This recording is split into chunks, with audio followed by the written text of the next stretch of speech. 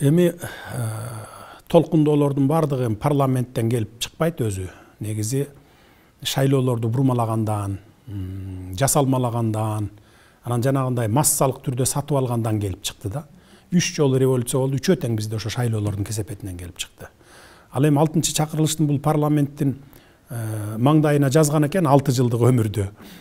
Жакшы эле иштеп беришти, көп маселелерде колдоп берди. Мына октябрь окуяларында качып кетпестен баягы 2010 жылы билесиздер да, мына Ак жол жарымы качып кетип, жарымын таркатып ийишкен убактылуу өкмөт.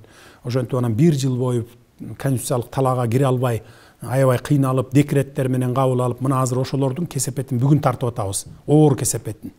Мындайча айтканда баягы последствиясында биз тартып атабыз мына азыр. Эл аралык сотто канча иштер турат, декрет менен туура эмес алган деген сыяктуу.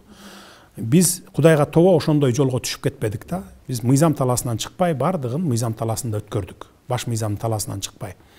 Анан эми бул парламент болсо ошо октябрь окуяларында дагы тынчтыкты сактап, тез арада мыйзам таласына түшүп кете турган, мыйзам таласынан чыкпай, бийликтин баягы системаны улантып кеткенге булар түрткү болуп берди. Булар чоң жардам берди.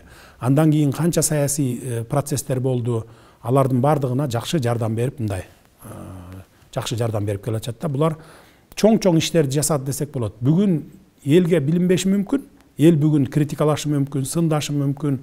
Бирок бир топ жылдар өткөндөн кийин ушул бүгүнкү тарыхка кайталанып келгенде, кайрылып келгенде, бүгүнкү парламент жасаган иштери тарыхта калат да, тарых болуп калат.